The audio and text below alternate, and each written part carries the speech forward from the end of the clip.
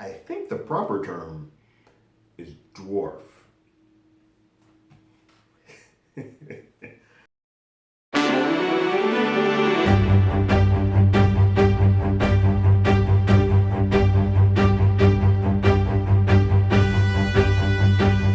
Hello, everyone. Terrence here with Hollywood Already Did It. If you haven't already, go ahead and like, share, subscribe to the channel, leave a comment, ring that bell below. Anytime we have something, you'll be among the first to know. Part 4 of We Own the City is here. We were trucking along. This is interesting because this is probably the most singularly focused episode of all of the episodes so far. This is kind of about the rise of Jenkins. This is a very heavy Jenkins centric episode, and you get to see essentially 3 different moments of time that account for and allow for the very shitty behavior that he becomes accustomed to, and he's allowed to do, and he is emboldened to do. The very first one starts at the top. We get a high chase sequence, but we get to see the inside of what everybody always stops and watches when they happen, those high speed car chases. You're like, oh, what's gonna happen? I know I'm one of those folks that when those come on, I stop doing whatever the hell I'm doing, and I am focused on that. But now we get to sort of see it on the inside because we don't know how dangerous those chases become or the mode that sort of gives you the okay for those chases to take place. And what we learn here is that Jenkins has a mode apparatus. We learn in this episode throughout Ward talking, which we'll get on as we continue, that anytime that he sees an 18-year-old or up with a book bag, he thinks they're doing some shady shit and they got something going on and he needs to watch them. So this all starts with them hawking on a car, and then they see a kid get in there with a book bag, and they pursue, and they do the pin where they tried to pin a car on the left and a car behind them, but they don't put one in front, and that car speeds off, and then the chase ensues. And his partner, Jenkins' partner at the time, is kind of like, hey, we shouldn't be going this fast. Slow down, because what we learn is that narcotics is not a reason enough to have a high-speed chase. Like that, those two don't correlate. And so what ends up happening is that as he's chasing through stop signs and going on and on and on and doing some very dangerous maneuvers with his car, he ends up causing an accident. And in that accident, he immediately kills, there's an old elderly black couple, he immediately kills the husband who was driving, the wife's distraught, and then they flip and turn the car and there's nothing in it. His mode apparatus clearly isn't foolproof, and there's nothing in the car. And you can see between the way that he's acting, and we get a note from his partner in the car being interrogated by IAB and FBI, that Jenkins, you could tell, was sweating it. He was nervous because he clearly did not do things the correct way. He clearly got someone killed, and there was nothing to show for it in the car. They're like, yeah, these guys are clean. There's nothing here. Suter is still on his team at this point.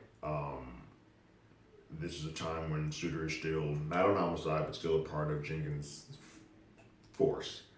And it sort of leads you to believe that at the end of the last episode where he had the taste of the money, it leads you to believe that he took it, or at least took it enough to be quiet. What we see a lot in this is that all these officers do things because Jenkins is the hierarchy. He is the king.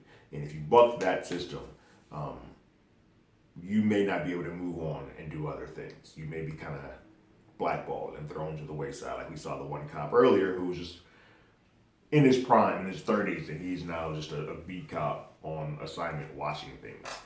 No one else wants that, so they're all kind of just going with the system until they can find a way out to sort of get out of it. In this stop, Jenkins calls the sergeant, makes that call, and I think the sergeant sort of places in his ears what to do, how to get out of this, how to handle this. He has Suter recheck the car. Like, hey, look at that car one more time, just to verify. And Sean Suter goes over there and checks the car, and the passenger side, just on the floor, he finds a bag of coke that when flipped previously was not there, and you can hear the folks of the car screaming around like, "You planted that? That ain't ours. That ain't ours." But you can't. You're not going to speak against the cop. And even Sean, in that moment, Suter knows that like this wasn't here. Like you would have, whoever flipped this car would have blatantly seen this coat just chilling on the floor. I wouldn't have been able to just go in so easily and find this. But can't say anything, or that's your ass. Because if the sergeant gave Jenkins that rule to go ahead and do that, then the sergeant would be like, "Cool, shut that kid up and get him out of there." Because at the end of the day, getting guns and drugs off the street is enough to keep that ranking going up and up and up. So we spent a lot of this episode with Ward. Ward is the one who is kind of getting his turn to talk to the feds. And so he tells them a couple of things. So the feds are like, at this point, Jenkins has a reputation at this point. And you were transferred to him and you kind of landed there. And you're kind of like, why did you go along with this? And he was like, well, Jenkins was the man. Like, he was basically the Jordan of police work. Everybody knew his name. Everybody was aware of him. You're like, you want to be on that team. So your jacket and your record and your arresting can go up and you kind of just want to pin your tail to him and be that pin that goes to the rocket that's flaming up.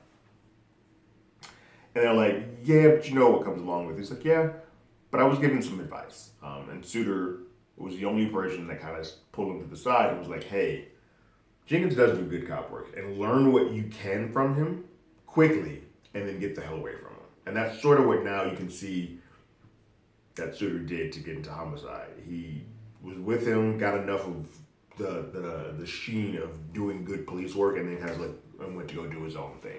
And that's what he was telling Ward to do as well. And that's why I think as we go along, Ward does some things that I feel like Suter may have also told him to do just to kind of keep the muck off of him. Because one of the first scenes that we sort of had that he explains about, that there's another one of those pull-ups that he sees. He sees two corner boys in front of a car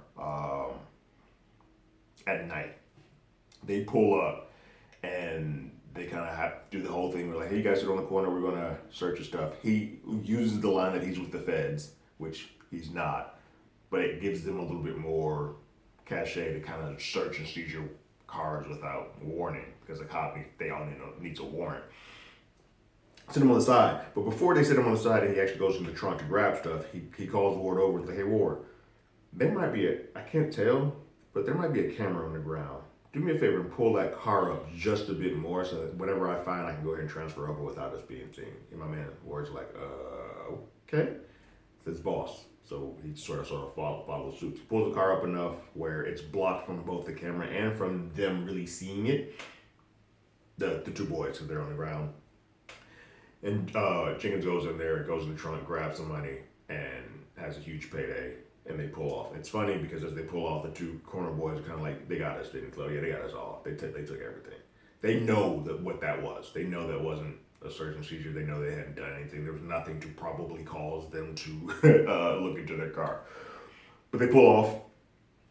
It's Jenkins, Ward, and their other team member, and they pull off, and Jenkins splits the money. He gives $20,000, I believe, to both Ward and the other partner, and then he keeps like the rest of it, which is probably like $80,000.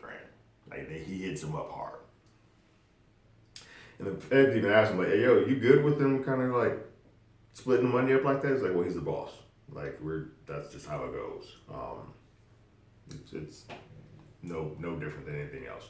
What we see is Ward takes his money and dumps it, like buries it in the grass somewhere. And his reasoning for this is that because it's something you just skim off the top and no, there's no real trace. It's not that big of a deal. Everybody kind of does that. But when you get to numbers that large, that there's traces to that. That thing can come back to you. And he says his wife is with the BPD, with the Baltimore Police Department, and she is clean. She is clean as all get out. And he's like, I'm not bringing that home. I'm not bringing that muck home. I'm not bringing that mess home. So I just want no parts of it. I'll take the money and play good in front of him because I know this is a rocket that I can take up to keep moving up in the world. But I'm gonna put this money to the side because I don't want to be a part of this. It's funny though because in that story he's like, wait, but there's more, and this is where it gets really bizarre. They go to a strip club and they're having fun, they're chilling, and Jenkins is with a woman on his lap, getting a lap dance, and then he sees a dwarf on stage with fat ass. And everybody's throwing money, and he's like, man, you see that? You see that? And he gets the woman to go get her to go take him to the private dance, and he's like all celebrating. They all like, oh, okay. Go back there. He's back there for maybe like a minute, 2 minutes, and then comes storming out like, oh, get your shit. We gotta go, run. And they all get out, and they're like, wait, what happened? And he was like, man, you came so quick, didn't you? And they're like, no, man, I took that money. Like, I robbed her. Because she could see that she was the biggest lick. Like, she was making the most money. But also, she seemed to be the easiest mark. Like, you can detain her as much as fast as you possibly can. But he robbed the stripper. And their Ward is just like, that was just bizarre. Like, why feel the need? You've already come up money-wise in the day. Like, you've had a big hit. Why didn't you go take money from this woman who was trying to make a living? Jenkins was so ravished with power, he didn't give a damn who he was affecting. It's just a wild turn of events that kind of just shows you more about the character of who Jenkins is. And then we sort of see a moment where Jenkins and Ward first meet, because they asked him, like, well, did you know him before getting to the force? And I'm like, yeah, I was aware of him. When he first got his stripes, he came around gallivanting and celebrating and kind of saying this is Jenkins' day. He was a big boy with getting his stripes, and he let everybody know about it. But then he's like, well, then there's another incident that occurs, where another chase sequence happens, and a car ends up flipped over, and he uses some things saying that, yo, they were shooting at me. None of that would happen. This one was a little bit messier than the first one, as far as the way that the damage is going and what all was allowed to pursue. But Ward says it gets all forgotten and thrown away because the impetus of the Freddie Gray situation happens and riots ensue. And so the write-up and everything that was going to happen with that kind of just gets thrown to the wayside. And we see a moment where Jenkins, because there's a sort of a dichotomy between them. While he is very aggressive and power hungry and money hungry, there is also a level of I care about my community of policing. The wrong way to policing, but that's where his bread and butter is. And so when he sees all of these cops on his front line getting attacked or getting bricks thrown at him, he gets angry. He gets viscerally upset. And he makes a chase of beeline. He gets a poor random police beat cop in the car with him, and they beeline it over to the first line of where that is all going down. And he is aggressive. He is angry. He is pissed, but he's doing everything to defend his officers. He's going to stand there in unity with his brothers in arms, if you will. Someone throws a brick, he grabs them, and he still keeps the line, but he grabs them and arrests them because they attack. He brings food to his team members who've been out there on that line the whole time. Like, he is deeply concerned and angry. And there's a moment where he has a conversation with his team, with Ward and the new party, kind of like, because they're reading the charges that they plan to charge against the officers who did the murder to Freddie Gray. And on their side, they're kind of like, wait, that's murder? Like, that's murder now? You're just throwing charges out there. Like, none of this stuff makes sense for him. And he is of the mindset that, like, this is definitely going to cause my fellow brothers to stop doing police work. They're going to just let stuff happen because they're afraid of what's going to happen to them. And you can kind of sort of see the seeds being planted of where we begun, or where we were getting in the earlier parts of the episode, because this was where we see it and we see the discussions of why the police work has sort of stopped. But the thing is, Jenkins was doing crappy police work prior to this. This only makes it worse. We see Herschel and that team just in beats where Jenkins gets his stripes, and then we see him at the very end, which we'll get on in a moment. But the only other character that we see, Steele, she is around, but she doesn't get to do one of those episodes where she's kind of going around asking questions. She's just more there observing. Because when the Freddie Gray stuff, she's not there in Baltimore, so we don't really get to see it. But she's watching it from afar on another TV, which I do think is one of the most powerful moments of this episode, is sort of watching everyone watch this. Because if you are anybody with a pulse, and if you're watching this show, you probably were somebody who was actively watching these riots take place, watching this stuff all sort of build, watching even the stuff that happened during the height of the pandemic. You were glued to your screens. And so it was fascinating seeing the mayor just stand there just frozen, watching what was happening. She's like, hey, what the hell am I supposed to do? You're watching the deputy and the commissioner come together and be like, what's happening? And you're watching them see it. But this was a moment, a galvanizing moment that sort of fire pitted the world. And then it also fire pitted the Baltimore Police Department in this time. War continues on. There's one more story that is a doozy that sort of allows the brazenness to just continue on. Jenkins and the team have another pull-up and stop bag situation, and they stop a crew. In that, they find that the crew, they go deeper. They see that he has a home where his probably stash is a little bit better. So they go to the stash house. They don't have a warrant. They go to the stash house. They're breaking in. They're looking at stuff. They're finding it, and they come out to a big lake. They open up this back wall, and there's a safe there. And Jenkins is like, "Hey Ward, stay with the safe. We're gonna go get a pry bar and a warrant." You know, they're not gonna get a warrant because they're already in there. There's no reason for them to be in there, but they're gonna go get that. While they're gone for a couple of hours. Ward is there, and women show up and kind of like are going off. It becomes a very hostile environment, and he's very uncomfortable. And he's like, "I wanted to leave," but again, the hierarchy. That's his boss, and if he leaves, he's effing up his position to get to where Suter has gotten, where he was able to get out and kind of go do his homicide thing. And I also think, I didn't mention it, but I do think that Suter kind of gave, in addition to him having his wife who he wanted to keep clean, I feel like Suter also probably gave him this idea of like, just don't keep the money, just put it somewhere else, don't use it, because I don't think he did it either. But in this, he's just hanging there waiting. And they finally show up with a pry bar and a hammer, and no warrant.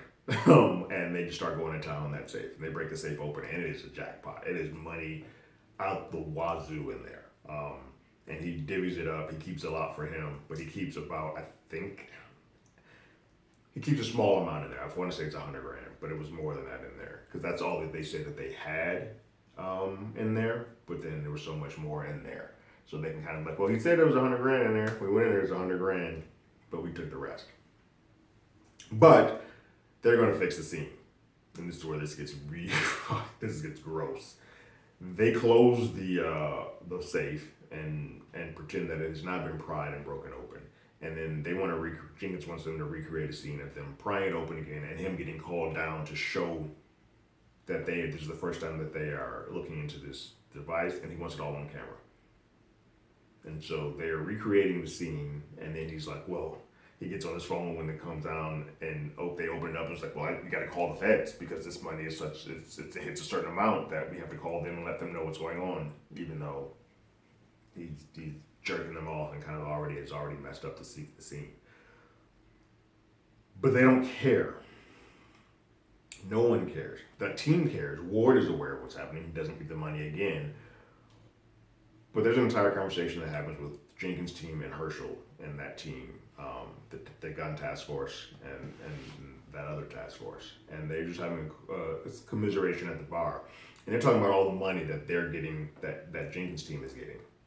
They're making like an overtime, like $85,000 more, $65,000 more, where the other guys are making like $29,000. Like there's a complete dichotomy difference in the way that they're doing things, and what they can get away with. And Jenkins is like, yeah, we're gods out here. Like, I can make all the money I want and I get all the overtime I want because we're actually bringing in guns. We're actually bringing in drugs. We're busting heads. We're doing whatever they want. We own this city. And that is a frightening thing to hear and to say, and how brazen he is. It's almost like one of them even make a mention of it. It sounds like he's running for mayor, how powerful and energetic he is about this. Like, yo, we are the shit around here. And no one can tell us anything.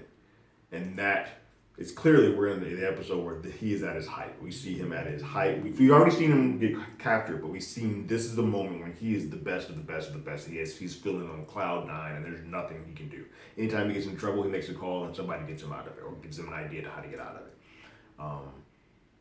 Where I don't think he fully understood that the microscope that is about to occur for him because of the Freddie Gray stuff is about to become so large that sheen of making that call to always get out of things it's probably going to start loosening a bit. And when that starts loosening a bit, it's going to be fun to see in the future how he kind of unravels. He's still going to be that brazen person, but he's going to probably unravel a little bit because he's not going to always have that safety net to kind of get him out of it. This by far was my favorite episode of this show. And I loved all the other episodes so far too, but part 4 was my favorite because I just love seeing the different scenes of police work and how crappy it got and how messy Jenkins was in all of them. And how there is a moment where you can see how his brain worked a little bit in being in arms with his fellow police officers, but how just broken and damaged and how messed up that system is, that he has accepted everything that comes with the ability to do whatever it is he chooses to do, with no real remorse or recourse. Even the killing of the innocent bystander at the very beginning in the chase scene, he was remorseful for a moment, but then he's like I need to CYA, cover my own ass, so I just need to get out of this, so F this dude. Let's fix this scene so that we can get out of it. And that has led to this and led to this and just kind of snowballed to create this big monster that has put all of this indictment into motion. Well, what did you guys think about part 4 of We Own the City? It's my favorite episode so far. What did you guys think? Go ahead and leave your thoughts and comments in the comments below. If you haven't already, you can follow us on Twitter at HollywoodADI, or you can hit us up on email at HollywoodAlreadyDidIt@gmail.com. We also have a podcast with the same name that's on Google Podcasts, Spotify, Apple Podcasts, anywhere that plays podcasts. We're there. And like always, I got my ticket. You got yours.